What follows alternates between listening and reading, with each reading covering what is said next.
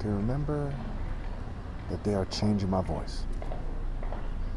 So when one does their due diligence, they see that there are various artifices, which are various contraptions, traps and snares in society that make it so the poor stay poor.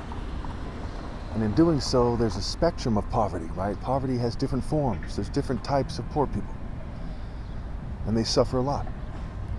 Logic would tell you that if rich people paid a little bit more, it would get a little better.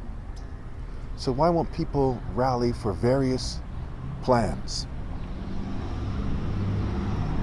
For example, when you look at the spending arguments, right? Conservatives argue that, more taxes on the rich is a bad thing. But logic would tell you that rich people buy all kinds of extravagant things because they feel a certain ability to do so. They've decided to do so to a certain extent. She was telling me that They decided to spend more money on luxury goods when they could spend a little bit less and it could go to the poor. And just that fast, right? Just that fast, you see that the solution to homelessness is very much in wealth taxes and in cost-effective spending. It's just a matter of how much and what plan do you do? How much extra taxes should they be spending? And what exact plan should they follow? I often use the example of buying a burger from a fast food restaurant. If you have the money and you go to buy the burger and they're selling the burger, you can buy the burger. It's that simple. So when it comes to, say, champagne, a champagne bottle, we'll say the champagne bottle costs the same as 30 burgers. It could be 30 burgers going to the poor or one extra champagne bottle for a rich person who buys champagne all the time. That part is pretty straightforward. So it's not a matter of, hey, if we pass that tax, it's going to collapse the system. It's a matter of what exactly are rich people doing with their money? Are they saving it? Are they spending it on dumb stuff? And because people won't rally for sound solutions, in Isaiah 34 it says that God is mad with the nations. He's mad at the stance that they've taken. He's mad at the governments of the nations. And he's mad at the individuals in the nation because they won't rally for what is morally precise. And as they won't rally for what is morally precise, they are grouping together for what is immoral. And so this leads to the judgment against the nations in Isaiah 34. Come near, you nations, and listen. Pay attention, you peoples. Let the earth hear and all that it is in it, the world and all that comes out of it, right? The governments, the people, the spirits, what have you. The Lord is angry with all nations. His wrath is on all their armies. He will totally destroy them. He will give them over to slaughter. Their slain will be thrown out. They will stink. The mountains will be soaked with their blood. All the stars in the sky will be dissolved, and the heavens rolled up like a scroll. All the starry hosts will fall like withered leaves from the vine, like shriveled figs from the fig tree. Now we know this is talking about Revelation for more than one reason. This is very definitive judgment against all nations. It's talking about something that will come. And in Revelations it talks about how the stars fall from the heavens, and it compares them falling to figs falling from a fig tree, and it's figurative. The stars represent the angels is what it tells us in Revelation. So the angels fall out of grace. What's left of angels who are doing God's work, who are around the inhabitants of the earth, they fall out of grace and they become wicked. And thus there's an increase in wickedness that leads to the sealing that's referred to in Zechariah, the book of Zechariah.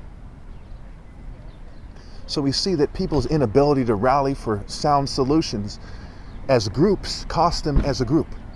See, Matthew 25, it says, that which you did not do for the least of my brethren, you did not do for me. And he's talking about separating the sheep from the goats. How? Well, the goats are people who either keep reproducing on this planet and go to hell, and their offspring go to hell after the planet is cut off, sealed, it's divided, came as being a sword to divide.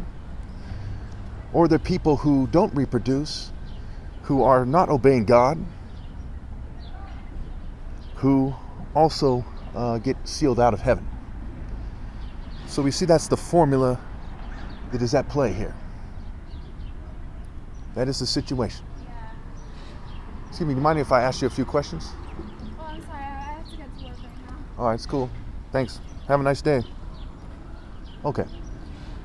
So you see that, that person was very hesitant to respond to my question. And that's kind of the Morgan Hill sentiment, right? People they're not very extroverted, maybe not extroverted, they're not very likely to talk to a stranger. Especially, I have to wear this mask on my face because they film me in the places that I go. But anyway, so you see my arguments about the collection of people, the formation. When people get together, a certain spirit is in the air. And if they're not morally precise, that spirit is a spirit of rebellion and immorality.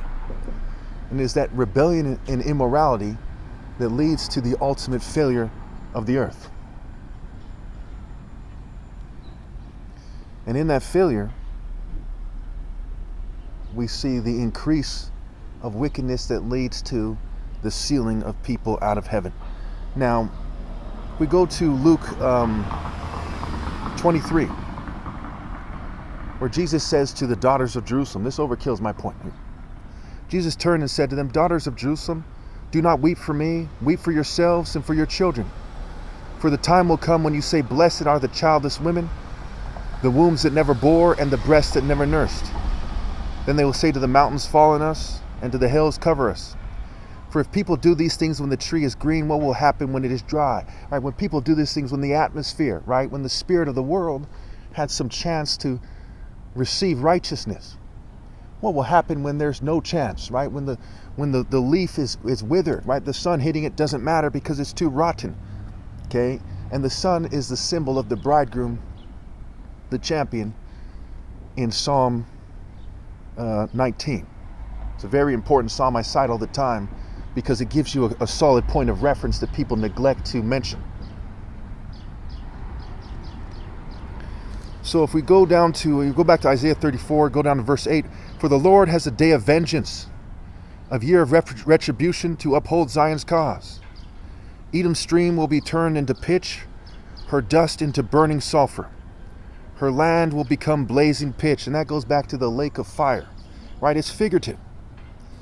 We know it's figurative for many reasons. One, when we go down to verse 11, it says the desert owl will possess it. The great owl and the raven will nest there. God will stretch out over Edom the measuring line of chaos and the plume line of desolation. As we couple this with other scriptures, we see